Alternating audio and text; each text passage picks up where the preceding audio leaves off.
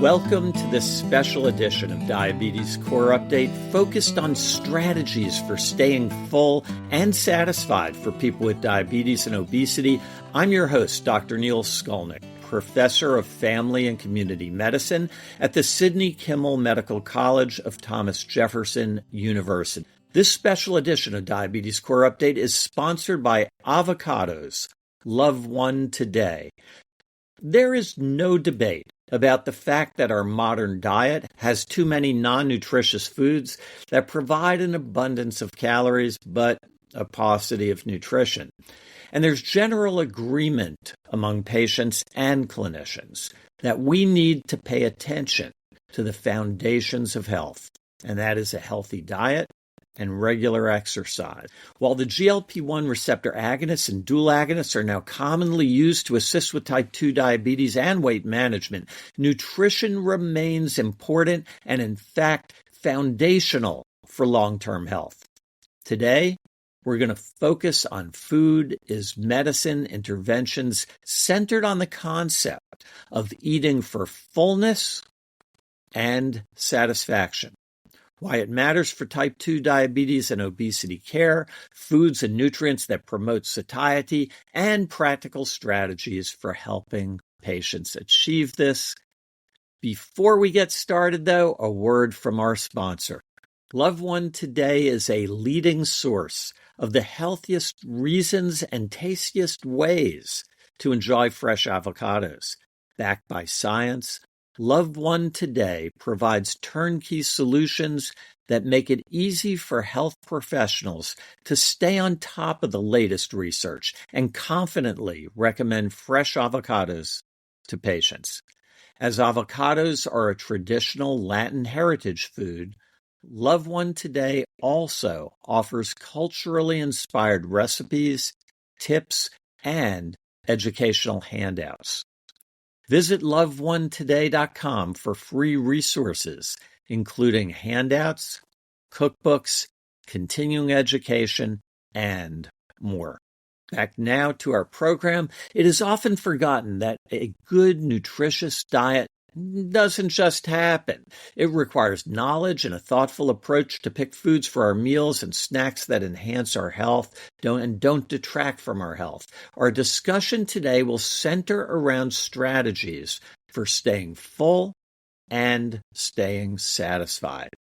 Nutrition is important, and joining us to discuss this topic is Lily Correa, is a registered dietitian and diplomate of the American College of Lifestyle Medicine. She is passionate about plant-based nutrition and firmly believes that the kitchen is the greatest tool to promote optimal health and wellness, and I sure do agree. Lily has presented on and published research on topics of nutrition and lifestyle medicine in both English and Spanish. Welcome, Lily. Neil, thank you so much for having me on. I'm so excited to chat with you today. Lily, before we dive into today's topic, can you tell us about your background and how your work in lifestyle medicine has shaped your perspective on nutrition and the management of chronic diseases like diabetes? Absolutely. So after graduating from Loma Linda University, my first job as a dietitian was in an outpatient clinic at Kaiser Permanente. So I completed my clinical internship there, and they recruited me right out of the internship, I was so lucky for that, and to have worked at that particular outpatient clinic because it had a demonstration kitchen, a full-on outfitted TV screens and all demonstration kitchen. So in a short time, I was leading plant-based cooking demonstrations in English and in Spanish for the members there. That's so wonderful. And being there and working with people, actually cooking with people, you learn so much about people's needs and desires.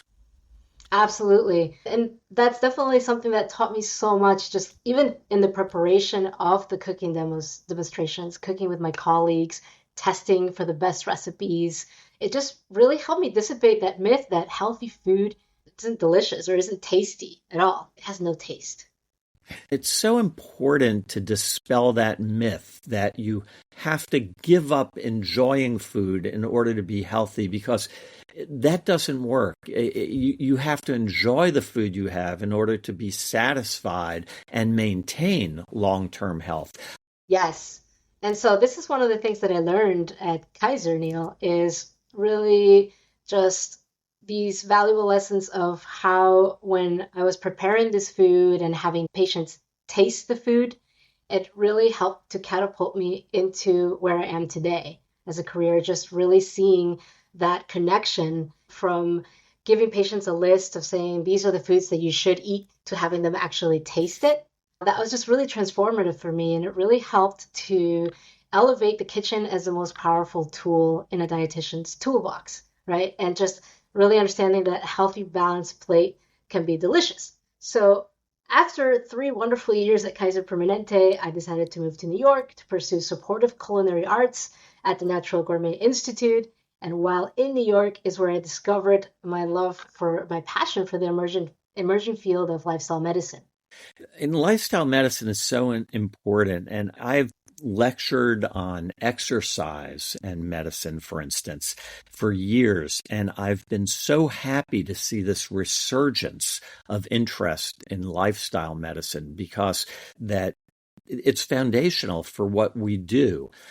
Now, at the same time, for many of us on this podcast who are clinicians, we also prescribe medicines, and how to use lifestyle medicine, particularly today we're talking about nutrition, in the context of GLP-1s becomes very important, because these GLP-1s really have changed the landscape of both diabetes and obesity care. Can you talk a little bit about how you think providers ought to be thinking about their role in supporting long-term sustainable lifestyle changes while people are on GLP-1s? Absolutely. I think, as you mentioned, as providers, we've been taught to help patients, for example, manage diabetes. But when we think about lifestyle medicine, it's that more proactive approach. And what we do in lifestyle medicine is to target the root cause of chronic conditions, which are often related to diet and lifestyle choices. So this approach can take us beyond the management that we've always been taught, and to possible remission in many cases of conditions like type 2 diabetes. So in lifestyle medicine, we emphasize that the patient is the conductor of their health train, for example. I don't know why we picked the analogy of train, but we went with it. And at least in our practice, they're the only ones that can affect or take on steps into these 6 areas or 6 pillars of life, right? And as we know, the lifestyle medicine approach takes into account a person's whole life, the way we sleep, the way we eat, move, relate to others, avoid risky substances, and manage stressors in life. That makes sense. And when you say 6 pillars, what are those 6 pillars? So we're looking at nutrition as one of the foundational pillars. And all of the pillars are related to each other. We're looking at nutrition, we're looking at sleep health, we're looking at managing stress, avoiding risky substances, exercise, which you mentioned that you lectured in, and importantly, social connections, maintaining healthy relationships, forming those social connections. Critically important. And all of these are important whether or not one is on GLP-1s, and it's critically important not to forget all of these foundational approaches to healthy living while one is on an incretin mimetic. Now, often when people talk about diabetes and obesity, carbs get all the attention, but we know there's a lot more to nutrition than whether or not you are eating carbohydrates. And some of those things are fullness. Some of those things are satisfaction, which leads you to pick foods that you like. Why do you feel that things like fullness and satisfaction are important when we think about day-to-day management of obesity and diabetes? One of the things I know is that as human beings, we fear change. And one of the things that I hear most often when a patient receives a diabetes diagnosis is the fear around how their life is going to change. So they won't be able to eat the same things, they don't know what to eat, etc. And food is just such an integral part of who we are as Neil. It's tied to culture, identity, traditions. So experiencing satisfaction in eating, being full, satiated after a fantastic meal, It's one of the things people think they're going to lose. And of course, don't want to give up, understandably. So before we get into the science behind it all, we really want to stop and look at this from a human perspective first. And it's just really important to listen to a patient and acknowledge these feelings first. I think that goes a really long way, right? Now, we know that nutrition has a significant impact on diabetes management and risk reduction. Excess caloric intake can lead to weight gain, including visceral fat, which is a primary driver of insulin resistance. An eating pattern that promotes fullness can help reduce excess caloric intake. Managing blood glucose levels throughout the day is crucial in the management of diabetes. And as we know, managing glucose levels helps keep energy levels balanced throughout the day. So keeping hunger levels balanced as well in that same way, right? So the primary drivers for weight loss and management are dietary adherence and diet quality, fullness, satisfaction, enjoyment, influence adherence to healthy eating patterns. So how do we achieve this fullness? A simple strategy is being mindful of including all macronutrient components on the plate. So making half of your plate non-starchy vegetables like broccoli, leafy greens, tomatoes. A quarter of the plate a lean protein source like grilled fish or tofu. We want to make sure to emphasize plant proteins like lentils and legumes as well because they have the added benefit of containing fiber, which comes exclusively in plant foods. The other quarter of the plate, so whole grains like quinoa, brown rice, starchy vegetables like sweet potato or yuca, and then we can't forget to top off the plate with a portion of healthy fats like avocado, tahini dressing, nuts, and other seeds. So once we have this balance of macronutrients on our plates, this can help us to stay full for the appropriate amount of time between meals, those 4 to 6 hours. That makes a lot of sense. Now, we've talked about that full plate and the balanced nutrients. Are there particular aspects of diet that support fullness and promote satiety?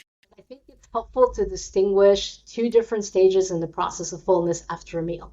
So satiation is going to be the feeling of fullness that happens during a meal and causes us to stop eating.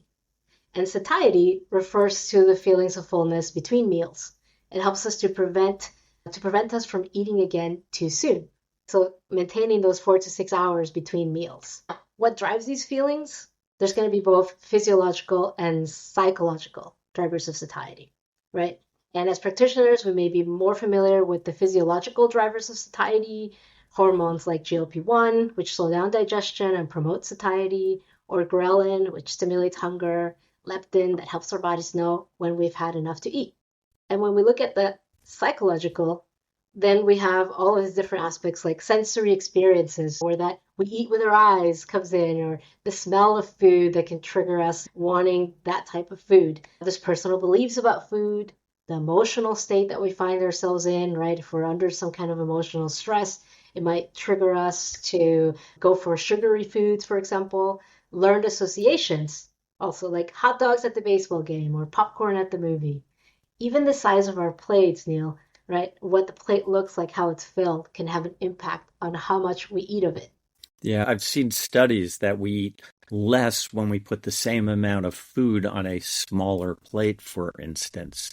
Right. Now, I just want to focus for a moment teasing apart satiety and long-term fullness and where fiber fits in, because we know that as a general rule, we in the United States might not be eating as much fiber as we optimally should be. Does fiber in our diet affect initially satiety, and then we'll distinguish that from long-term fullness?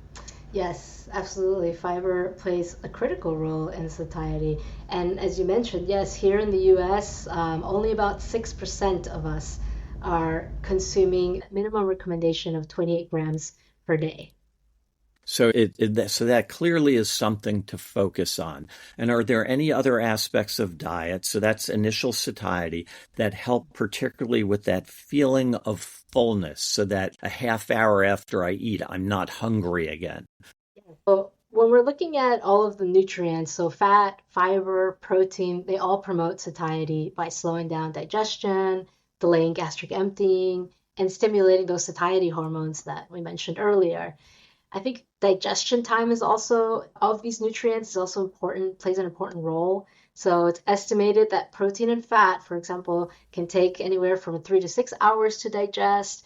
For fats, depending on the source, can be more than 6 hours. And then fiber adds the bulk to the meal, so it can slow down the rate at which our body digests food, which not only helps us to feel fuller longer, but also helps to regulate those blood sugar levels, which is why the combination of nutrient like fat and fiber in a food like avocado is a powerful tool for satiety. Now, Okay.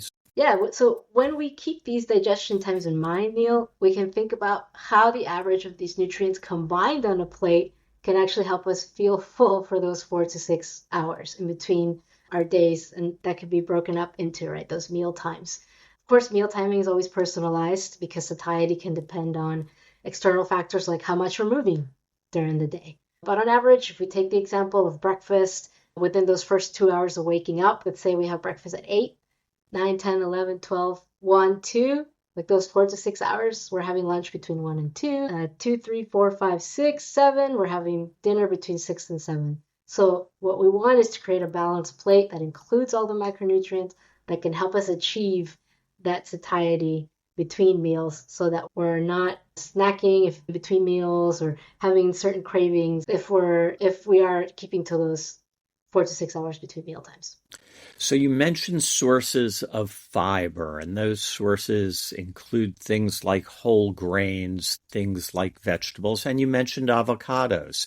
Can you talk a little bit more about where avocados fit in and what might make them unique in the context of satiety and how that might fit into a healthy diet plan for someone with diabetes and or obesity? Avocados are a really unique fruit because a third of an avocado contains 3 grams of fiber, which is considered a good source.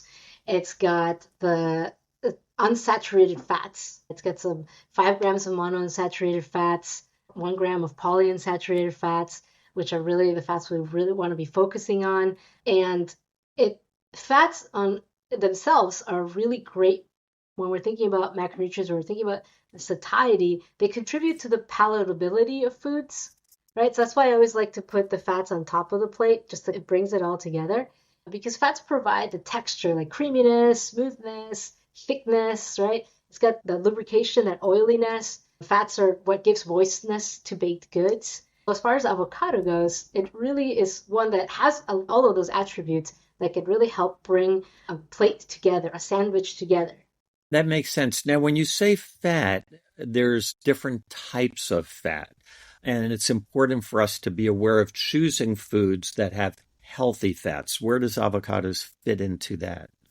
Yes, absolutely. When we're talking about healthy fats, we're looking at monounsaturated and polyunsaturated fats.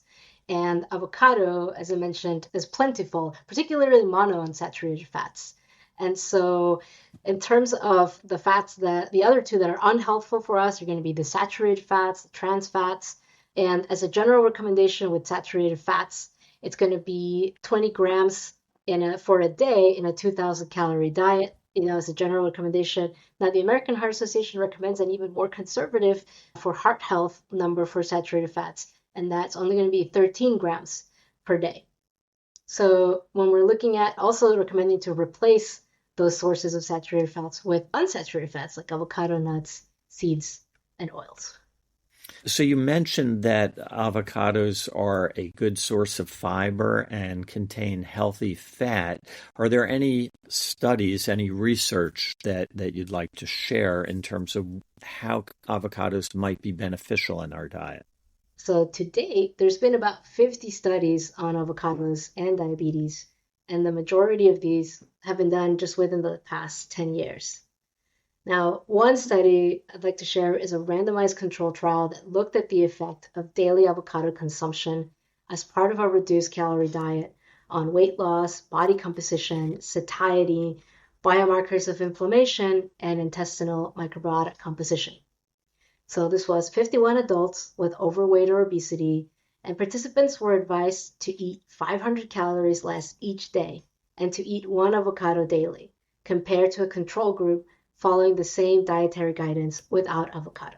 So the control diet and the avocado diet both successfully reduced body weight, body fat, BMI, and visceral adipose tissue.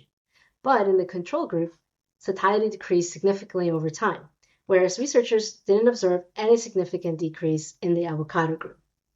Now, researchers also found that the gut microbiota differed in response to an avocado-inclusive and controlled diet. So the higher fat and fiber content of avocados might have contributed to weight loss through maintaining satiety, as well as changing the bacterial composition. The study was funded by the Avocado Nutrition Center.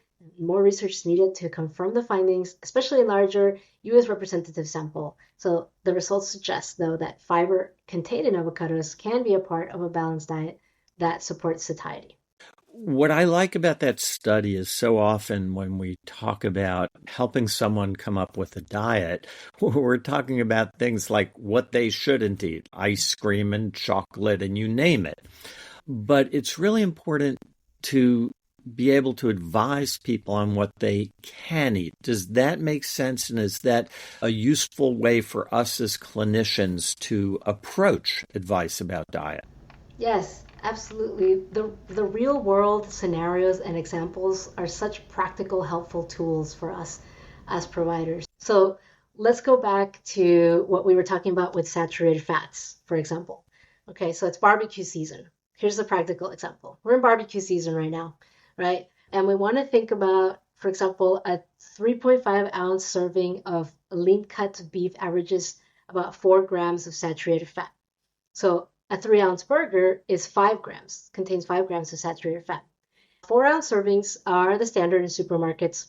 So now you think you have 2 cheeseburgers at a barbecue, and you've reached that saturated fat limit for the day in just one meal, right? That 13 grams that we talked about earlier. But when it comes to meat, most people focus on protein per serving, right? Not on saturated fat. Now, fiber, on the other hand, is a nutrient that doesn't get enough attention, as we mentioned, right? Only 6% of adults meet that recommendation. So let's say we're at that same barbecue, and we decide to have a black bean burger instead of that second cheeseburger, right? Each black bean burger on average has only 1 gram of saturated fat and 5 grams of fiber. The best thing, you can add some guacamole and pico de gallo on the black bean burger, make it a Southwest Mexican flavor. And with just that simple swap, you're on your way to meeting your minimum fiber needs for the day while also getting in that protein and lowering the amount of saturated fats. So it's really important, I'm hearing, to go over the details because nutrition is complicated and it is helpful for us, I think, as clinicians to refer patients to dietitians to go over things in detail. I'd like to take a break now from our program to go over a word from our sponsor. Healthy eating can be challenging to navigate. The sponsor of this episode, Avocados Love One Today, is here to equip health professionals with the right resources, from research and recipes to meal plans and handouts, to easily guide patients toward choices that best support their nutritional needs in balance with their preferences. Visit loveonetoday.com/satisfied eating to download a free handout on mindful eating and ways to help feel full and satisfied. Again, loveonetoday.com/satisfied eating for this free handout. This link also is available in the show notes. Let's now go back to our program. Lily, let's shift now to talk about the food as medicine movement, which has highlighted our awareness around the connection between food, nutrition, and chronic disease. Providers and health systems around the country are implementing new initiatives to take a more proactive approach to health and managing and reducing the risk of chronic diseases like type 2 diabetes. You've done a lot of work in this space. Can you tell me a little bit about some counseling techniques and tools that have been successful to you? Yes, thank you, Neil. So there have been a lot of really successful techniques around cooking demonstrations. As I mentioned that earlier in my career, I started out with cooking demonstrations. And so any farmers market that you can partner with, dietitians you can partner with, community health workers that you can partner with that can help lead out on some of these cooking demonstrations are great. Now, if you're at a place where you don't have something on site that you can do, or kitchens, etc., on site, then do a virtual model. Nowadays, all you need is a tripod and a phone, your kitchen, a recipe that you walk patients through, a small conversation, right? Those are strategies that have worked. Now, meal planning as well is something that it can be really important. Just simple meal planning techniques like teaching patients how to make overnight oats, right? I talked to them about taking 3 jars of oatmeal for overnight oats, and I just line them up and I put oats, fruit, milk, right? And then put them in the fridge. The next day, we got some nuts on top, and you're good to go. It's like a yogurt parfait. So making it as simple as possible. As I'm listening, Lily, it seems that simple and things we can talk about in the context of a relatively short office visit can be very helpful. Now, one of the things I know you care a lot about is listening to people. I've always said we have 2 ears and 1 mouth for a reason, and listening's important. And what should we be asking patients, and what should we be listening for when it comes to diet? You said, yeah, there's really no substitute for practicing the art of listening. And with such small time that providers have with a patient, how to make that 1 minute feel like an hour. My biggest piece of advice is really to actually take that minute. So when your patient comes into the office, no typing on the computer, no other notes. I know it can be really hard because there's so many patients on our schedules, but really that 1 minute that can feel like an hour, and listen. And if you start getting into your head about what's the right way to respond to what the patient is saying, because we're trained that way, right? We need to give them the answer. So we start getting into our heads about that. We got to put ourselves back into just the listening and what the patient is sharing. The patient is the expert on their own lives, as we know, right? So they're going to steer us in the direction where we need to go. And speaking of steering us in the direction we need to go, it's critically important that when we give advice, it's culturally relevant. Can you share some ideas about how to help us be attendant to culturally relevant information, and perhaps share some of your work with Hispanic or Latino populations? Sure. I mean, we know what we know, what's familiar to us. We don't know what we don't know. Right? And again, this is where the listening comes back into play. So being curiously engaged in the conversation with the patient to learn ways they organize their plates.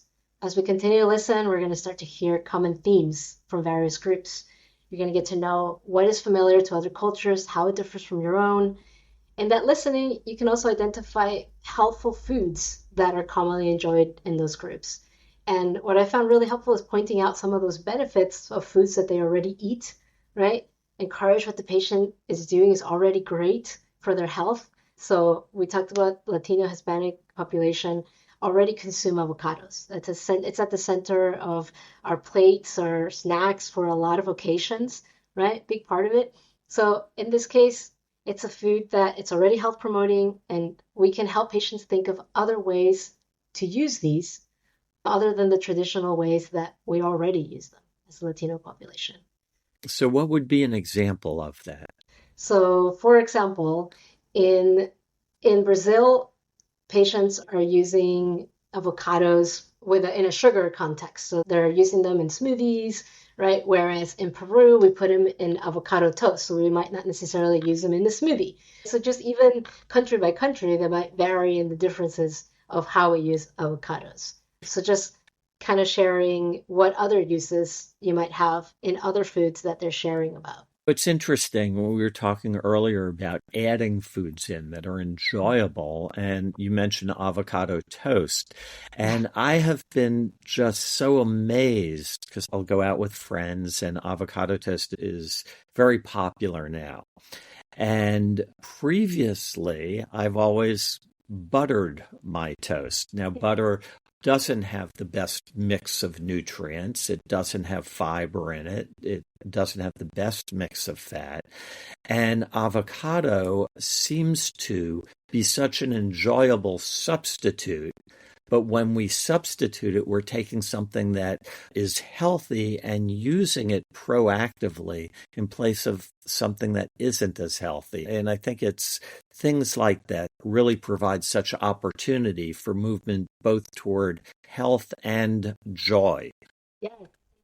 easy swap that you just pointed out too, right? So it's a very traditional breakfast in a Latino Hispanic household to have pan con mantequilla or bread and butter and coffee for breakfast. So since we already consume that avocado in our diets regularly, for speaking as Latina, that's such an easy swap, right? You say, do you like avocado? Yes, already use it. How would you feel about using that instead of butter in your morning toast?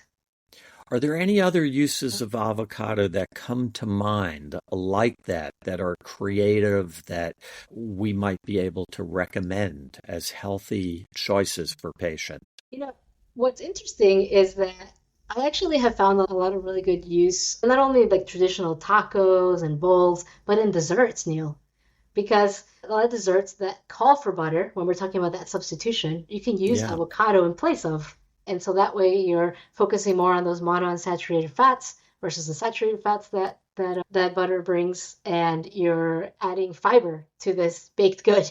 Yeah, no, that's such a good suggestion because behavior change is hard. Having people move from whatever dietary plan they are used to one that is more healthy is difficult. And when we can do it in a way that is both enjoyable and healthy, we all win and we're all the better for it. We're almost out of time. Lily, do you have any other summary comments for our listeners? Feel that if we take away anything as far as nutrition recommendations, just really thinking about that addition versus subtraction, right? Because we always want to get away from giving that no list to patients. You can't have this, you can't have that, you can't have this. And we want them to think from a place of abundance. I always tell my patients, I want to take you on a colorful culinary adventure. So open like 1,000 avenues for action for things that you haven't tasted before. So what are we adding in to your plates? What are we adding into your sandwich? What are we, right? Like the things that you're already consuming, how can I add into that food? And eventually the healthful stuff can crowd out some of the less health promoting foods. That's such an important concept. So, Lily, a question that comes up a lot when it comes to avocados. We all know avocados have a lot of calories. If you eat a lot of avocados, you get some added calories. Is there any research on the effect of adding avocados to the diet on weight? That is a question that comes up a lot. And there have been several studies that have been conducted where avocado has been added to the diet of habitual diets of participants. And we've observed no significant weight change in the participants. And we can link some of these studies in the show notes. That's great. That's so helpful and reassuring to know. Are there any other studies that you'd like to share? Yeah, I'd love to share a study about the associations between avocado intake and the measures of glucose and insulin homeostasis in Hispanic individuals. It's the community we've been talking about, individuals with and without type 2 diabetes. So this study was an analysis of over 14,000 Hispanic and Latino adults, and the intent was to look at the associations between avocado intake and glycemia. The prevalence of type 2 diabetes is higher in Hispanic and Latino persons compared to non-Hispanic white adults. So Hispanic and Latino adults are more than twice as likely to have diabetes. Now, the study found that among those with normal blood sugar, normal glycemia, consuming avocados was associated with better insulin responses. And in people with type 2 diabetes, avocado consumption was linked to lower average blood sugar and better insulin-related measures. Among those with prediabetes, there were no notable connections. Now, this was an observational study, so it doesn't show cause and effect, and there can be limitations with self-reported diet data, but the large number of participants and geographical diversity and representation of Hispanic Latino heritage were the strengths of the study. Lily, that's so helpful, really important information. Lily Correa, thank you so much for joining us on our podcast. Thank you, Neil, so much for having me. This is a lot of information for everybody on a critical topic. We'd all agree that nutrition is critical and foundational for health. I'd like to thank our sponsor, Avocados Love One Today, for sponsoring this podcast. For the American Diabetes Association, I'm Dr. Neil Skolnik. Until next time, stay safe and keep learning.